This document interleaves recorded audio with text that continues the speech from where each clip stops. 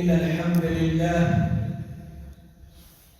نحمده ونستعينه ونستغفره ونتوب إليه ونعوذ بالله من شرور أنفسنا ومن سيئات أعمالنا من يهده الله فلا مضل له ومن يضلله فلا هادي له وأشهد أن لا إله إلا الله ولي الصالحين وأشهد أن محمدًا عبده وحبيبه ورسوله سيدي أبا القاسم يا رسول الله صلى عليك الله يعلم الهدى وأشهد أنك بلغت الرسالة وأديت الأمانة ونصحت الأمة وكشفت الغمة وجاهدت لله حق جهاده. عباد الله، يقول الله تبارك وتعالى في محكم تنزيله: يا أيها الذين آمنوا اتقوا الله حق تقاته ولا تموتن إلا وأنتم مسلمون. يا أيها الناس اتقوا ربكم الذي خلقكم من نفس واحدة وخلق منها زوجها وبث منهما رجالا كثيرا ونساء واتقوا الله الذي تساءلون به والأرحام إن الله كان عليكم رقيبا. يا أيها الذين آمنوا اتقوا الله وقولوا قولا سديدا يصلح لكم أعمالكم ويغفر لكم ذنوبكم ومن يطع الله ورسوله فقد فاز فوزا عظيما. أما بعد، فإن أصدق الحديث كتاب الله وخير الهدي هدي محمد صلى الله عليه وسلم وشر الأمور محدثاتها وكل محدثة بدعة وكل بدعة ضلالة وكل ضلالة في النار. My dear brothers and sisters, I greet you all with Assalamu alaikum wa rahmatullahi ta'ala wa barakatuh. All praise is due to Allah. We bear witness and we testify that there is no deity worthy of worship except Allah subhanahu wa ta'ala. And we bear witness and we testify that Muhammad sallallahu alayhi wa sallam is his messenger and his slave. All salawat be upon our Prophet sallallahu alayhi wa sallam, upon his noble family, his righteous companions, and all those who follow his path till the last day. My dear brothers in Islam, if you remember the last two khutbahs, we were talking about the mercy of Allah subhanahu wa ta'ala and how important it is for us to show mercy towards one another. If you remember, I said that if you want to know the mercy of Allah subhanahu wa ta'ala, just look at the biography of our Prophet sallallahu alayhi wa sallam. The way that he showed mercy towards his family, towards his companions, and even towards the enemy. And inshallah today, Allah subhanahu wa ta'ala mentions something profound in one of the surahs when it comes to the slaves of Rrahman. Since we are talking about Rrahman, about mercy, Allah subhanahu wa ta'ala has mentioned few qualities of the slaves of the most merciful. So he called himself Rrahman, and if you want to qualify as the slaves of Rrahman, just listen to some of these verses that I'm going to mention today, my dear brothers and sisters. One of the verses that Allah subhanahu wa ta'ala begin to explain the qualities of these slaves is وَعِبَادُ الرَّحْمَنِ الَّذِينَ يَمْشُونَ عَلَى الْأَرْضِ هَوْنًا. And the servants of the most merciful are those who walk upon the earth easily. This is one part of the verse. Allah subhanahu wa ta'ala has mentioned these slaves that when they walk on earth, they walk with humility. They don't want to show off. It's not about status. Doesn't matter what kind of job they have. Doesn't matter what kind of name or wealth. They don't want to be known Because, and why I mention this, it is very important, my dear brothers and sisters, because of the social media and because of what is happening nowadays. Remember, everything that we do, everything, even subhanAllah, and we see this on social media, even when we stop the car and pretend like we are praying on the road, even that we post on social media. So what is left for the sake of Allah subhanahu wa ta'ala? If we go to that extent, that even we inside the mosque, we tell people that, you see, I'm inside the mosque praying, or I'm giving this particular charity, or I'm doing this, or I'm doing that, what is left for Allah subhanahu wa ta'ala? So it is very important, and this advice is for myself and for you all, my dear brothers and sisters, that those faithful slaves walk in humility, without any pride, without showing off, without any social media, without letting other people know that, see what we are doing. Everything that they do, everything that they say, they do it solely for the sake of Allah subhanahu wa ta'ala. So, in other words, they have no intention of showing off whatsoever. And this attitude, and this the way that they handle themselves, my dear brothers and sisters, it is very, very important for us to learn from just this part of this verse. That if you want to call yourself a slave of Rrahman, of the one who is the most merciful, and that is Allah subhanahu wa ta'ala, we have to show that humility. We have to show that humbleness. And number one is towards Allah subhanahu wa ta'ala. And number two is towards one another. And how we can get tested, whether we show that humility or humbleness or not, is in the second part of this verse. Allah subhanahu wa ta'ala says, وَإِذَا خَاطَبَهُمُ الْجَاهِلُونَ قَالُوا سَلَامًا. And when the ignorant address them harshly, they say words of peace. Sometimes the first part of the verse, mashallah, some of us, maybe we pass that test. When it comes to us debating with other people, and the way that Allah put in this verse is when someone actually is provoking you. So you started the debate nicely with that person, and in the middle of that debate, he's provoking you, knowing that you're going to crack. And when you crack, he's going to say, you see what the Imam is doing? You see he calls himself a Muslim. You see he thinks that he's praying, and now he's doing this. So he's provoking you, so you can lose your temper. And that's when we know ourselves.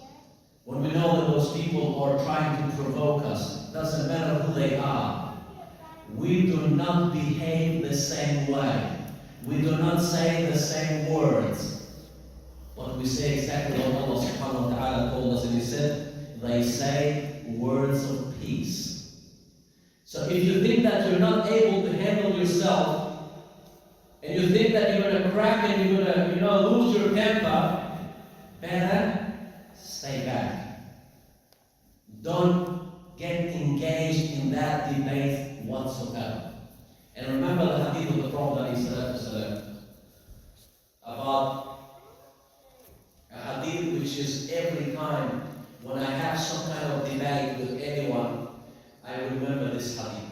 The Prophet ﷺ said that Allah will build 3 houses in Jannah. One is specifically for the one who knows. He's debating with someone. He knows that he's 100% right, but he backs off. Why? So that debate does not escalate. Imagine. And Prophet ﷺ mentioned it because it's not easy. When you know that you're 100% true, you're debating with someone and ignorant, and you're backing off, and you do that only for the sake of Allah, so the debate does not escalate, Allah will build a house for you in paradise. It's not easy. Why? Because He's going to say, you see, this Imam, he doesn't know. This Muslim, he thinks he doesn't know. But you do it for the sake of Allah subhanahu wa ta'ala. So remember, just from one verse, my dear brothers and sisters, number one,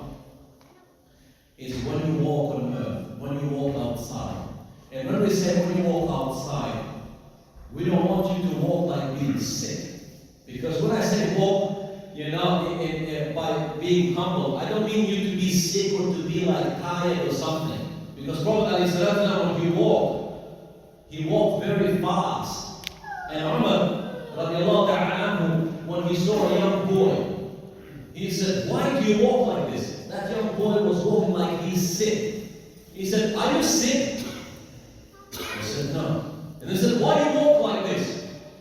So he almost raised his flash to actually bash him. Why? Because we have to walk like we're healthy.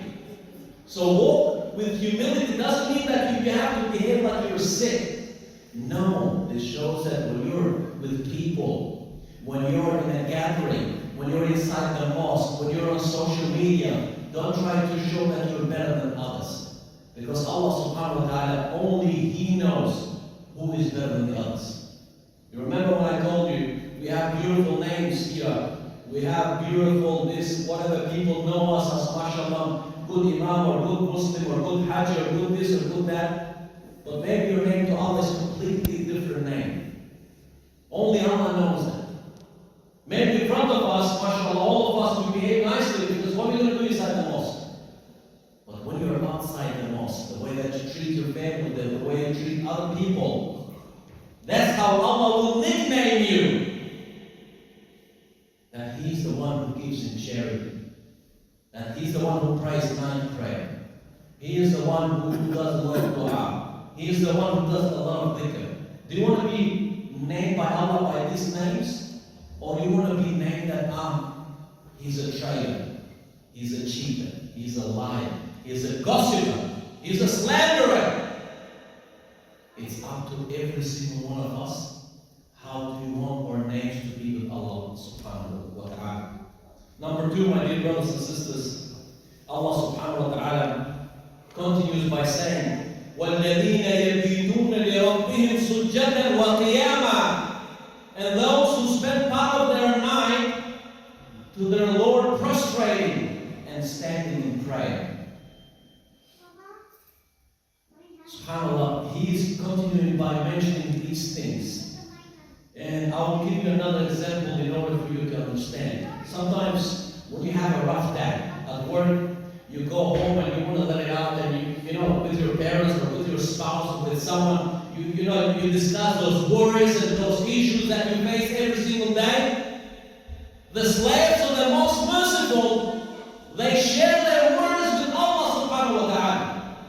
So part of that night, the best conversation that you and me can have is with Allah subhanahu wa ta'ala. You remember when I told you even before, it's important for us to have, some time for ourselves only and have that conversation with Allah subhanahu wa ta'ala. Alone. He's the one who knows everything what is inside your heart.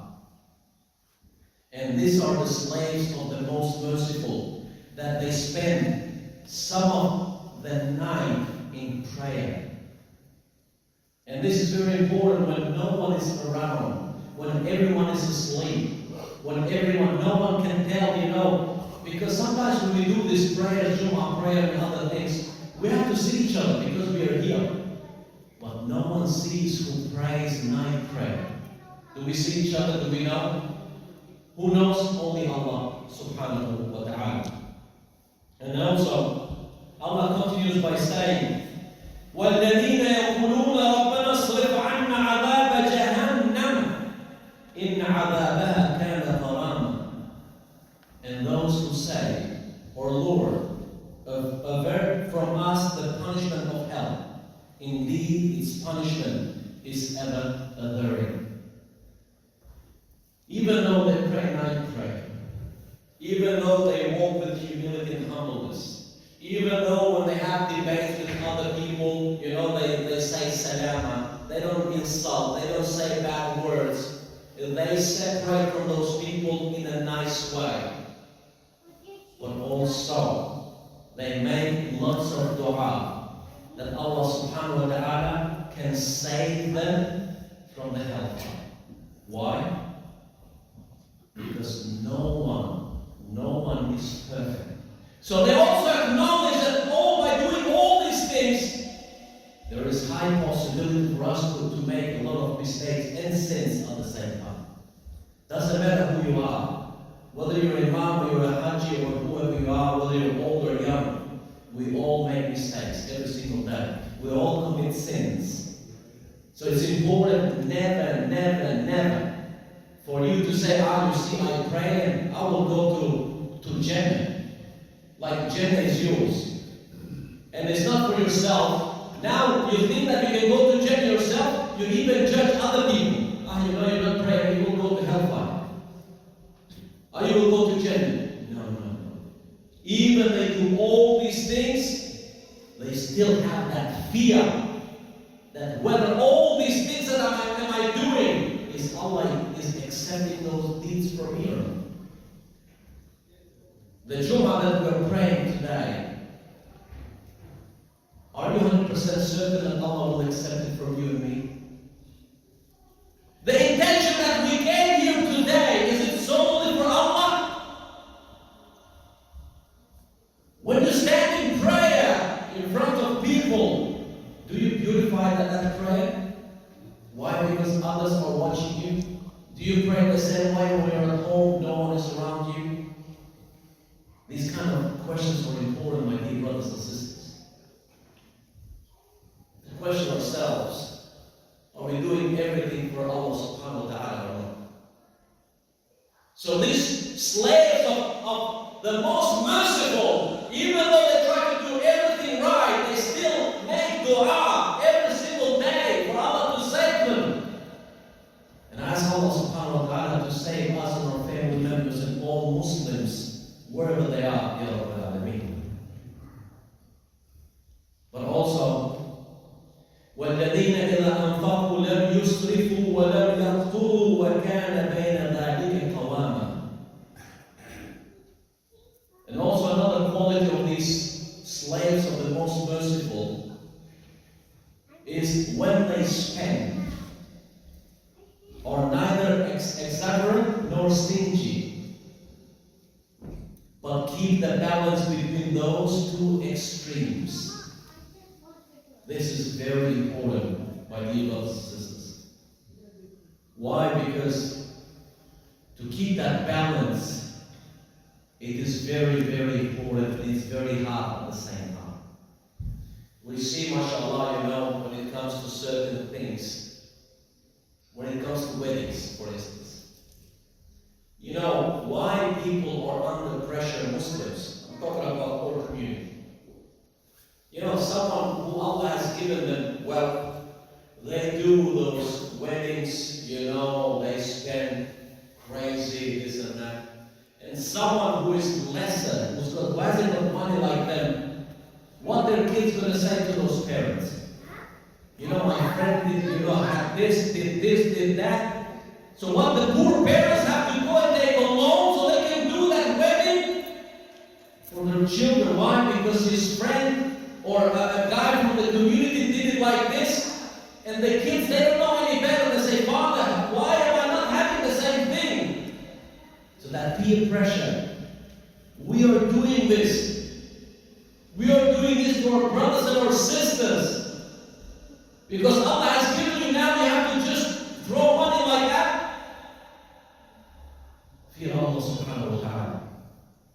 Fear Allah subhanahu wa ta'ala.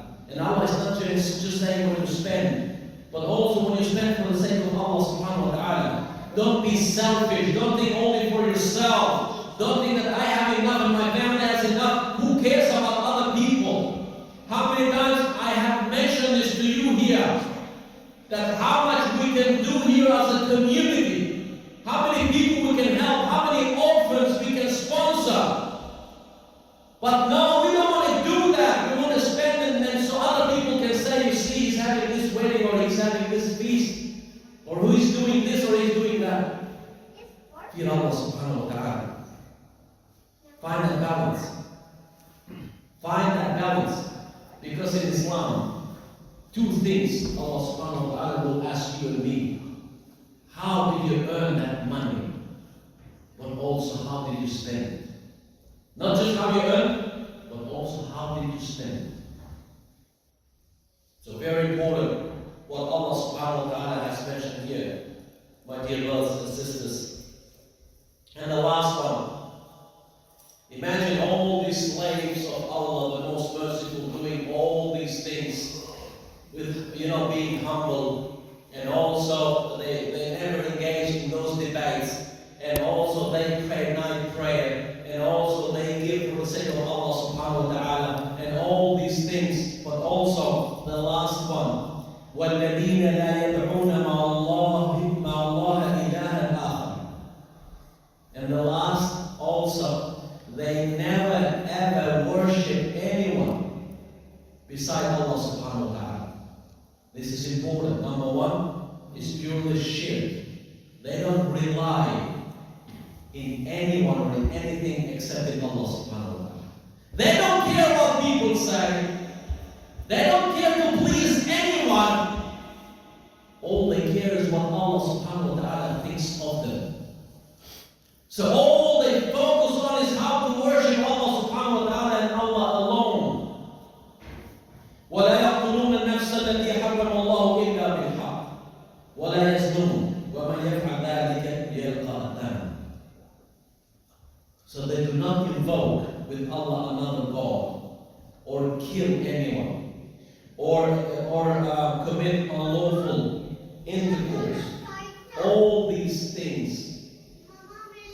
If you want to qualify to be a slave of the most merciful, the mercy that encompasses everything in this dunya, follow these verses in Surah Al-Furqan, my dear brothers and sisters. It is very, very important for us to think of our intention. As I mentioned to you, and I address this advice to myself and then to you all, because things change in life. New things come every single day, and it is very easy, temptations out there. In your parents' generations, or my parents or grandparents, even if you wanted to commit haram, it wasn't that easy. To commit, let's say, adultery, because women were inside, I'm talking about back home. Nowadays, as soon as you open your door, as soon as you put the TV on, wallahi, there's temptation everywhere. So now it's more difficult than before. As our Prophet said, he said, following religion, being pious in nowadays is more difficult than holding fire on your hand. We have people, alhamdulillah, Allah has blessed them that they live in those Muslim countries, and they don't see what we see. But we get tested more than them, because we have every single opportunity to do those things, but we don't do it only for the sake of Allah subhanahu wa ta'ala. We're not scared that other people will see us. We're not scared of what other people are going to say about us. We fear Allah subhanahu wa ta'ala. And by having all these temptations, inshallah, we'll get more rewards by Allah subhanahu wa ta'ala. So I ask Allah to make us of those that everything that we do it for His sake. I ask Allah subhanahu wa ta'ala to make us of those that we are humble, and we show that humility in front of Allah and towards other people. I ask Allah subhanahu wa ta'ala to make us of those that when we are engaged in debate with other people, especially those people that want to provoke us, we stay away and we don't behave the same way that they do. I ask Allah subhanahu wa ta'ala that He make us of those that when everyone is asleep, we stand up and pray and we remember Allah subhanahu wa ta'ala. I ask Allah subhanahu wa ta'ala to make us of those that when we spend, we don't spend so other people can say good things about us, but we spend only for His sake. I ask Allah subhanahu wa ta'ala to make us of those that we only worship Allah and Him alone. And I ask Allah to make us of those that we love, we respect, we advise one another only for His sake. To make us of those that we feed ourselves and our families with halal, and to stay away from haram. I ask Allah subhanahu wa ta'ala to protect ourselves, to protect our to protect our children, and to help every single Muslim in the world, Ya Rabbal Alameen. And I ask Allah subhanahu wa ta'ala to make us of those that He's pleased with us in this world and the next, Ya Rabbal Alameen. وأقول قولي هذا وأستغفر الله لي ولكم فاستغفروه سيستغفر الله إنه هو الغفور